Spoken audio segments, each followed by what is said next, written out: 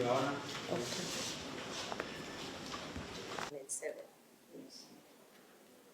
The 5 days, the accused person to be reporting to the area chief where he resides.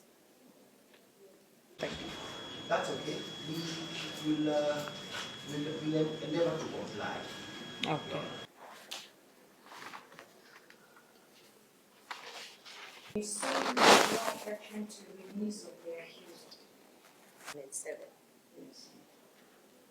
The 5 days, he was a resident of Ruiru.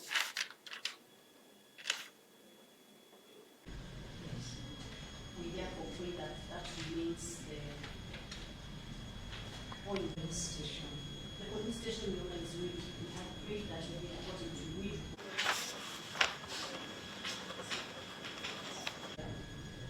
In which he stated that he is a resident. Also said that he should observe peace and avoid conduct. It's only best that he continues reporting to the police station because that is where they investigating.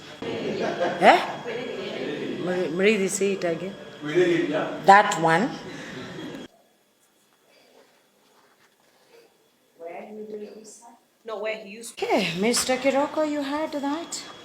It is well. I had also forgotten to pray that 9 Disemba, court number 2. Hakimu wa court number 2 hayuko kwa siku ya leo. Or bespeaks of revenge. The society, the community to prison because he has not taken plea in any matter. So he just goes back to the police station until they raise the bond terms, because taking him to remand will amount to him having taken plea in a criminal matter. So because these terms, and avoid who? Avoid contact with my grandmother, my mother.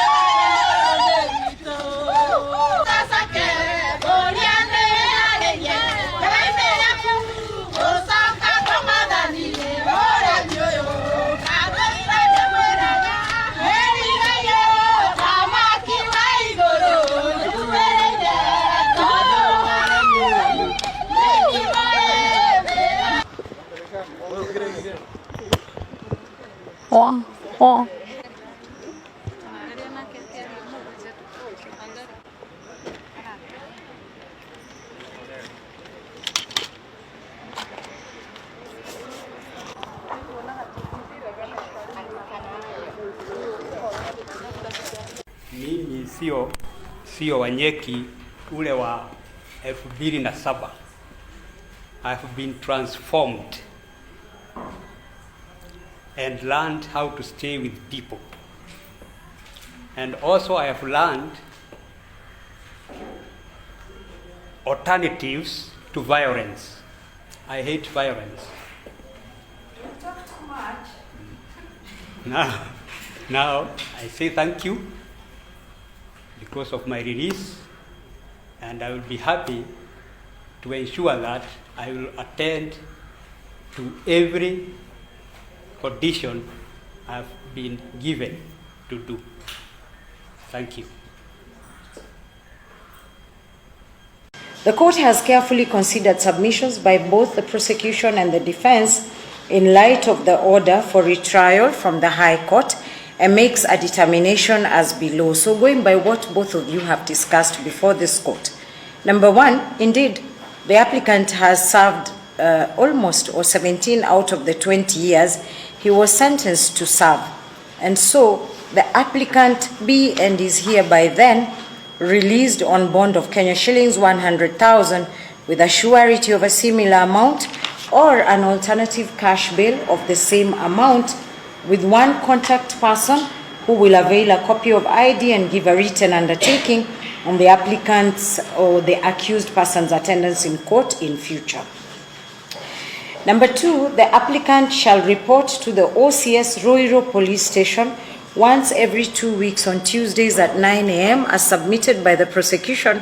And again, Mr. Kiroko, this is in view of the fact that the prosecutor submitted that this is where the charges began, this is where the initial process began, and so just for purposes of continuity and institutional memory, let it be Roiro Police Station.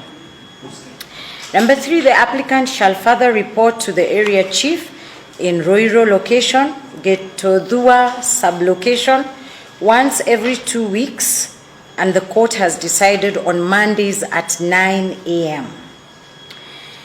Number 4, the applicant must not be in contact with the maternal grandmother of the complainant and or his mother-in-law, and must also desist contact with his brother, whose initials were given as SG. And if that happens, this will be construed to amount to a threat to the life and person of the 2 people above mentioned, as submitted again by the prosecution. Having served 17 out of the 20 years again of conviction is a long period, and hence his reintegration, conduct, and dealings with the community members as submitted is really a matter of interest to everybody, not just the state. Number 5, that the accused person should observe peace. And I'm not saying to keep peace prosecution, because we know that we don't have such. So that the accused person should observe peace and avoid conduct that amounts or bespeaks of revenge on persons mentioned in the new and compelling evidence. We have also been able to go through the record of appeal and the judgments issued by Kiambu High Court. At this point, Your Honor, we have no objection to the release of the accused person. Your Honor, my client has, just like Stanley Munga Githunguri, been crying for this moment, and today, I must say, he has a reason to rush up the hills and say a word of thankfulness that our justice system upholds human rights. I am glad that in our judicial system, human rights and fundamental freedoms are upheld. He's a free man. He's a right to bail as an arrested person. He's not serving any sentence. He's not charged. He's merely a person under arrest. But he has since been admitted to bail and being given a few conditions to meet, which I'm happy that we'll be able to meet.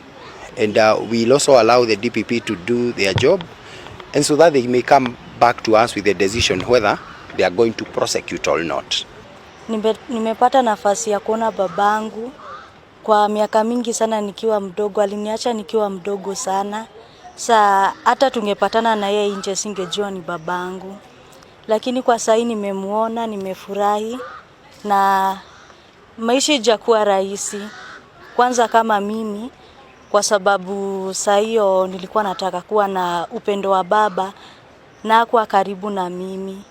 Na hiyo maisha yote kuteseka, tukiwa tunakaa children's home, hajakuwa rahisi kwa kuwa babangu hakuwa karibu. Na kama angekuwa karibu, at least angesupport watoto wake, awange struggle hadi hapa penye tumefika. Sasa nilikuwa naenda kumwangalia huko Kamete kila mwezi. Na sasa naye Mungu ameondolea hiyo mlima kuenda kwa Kamete. Sasa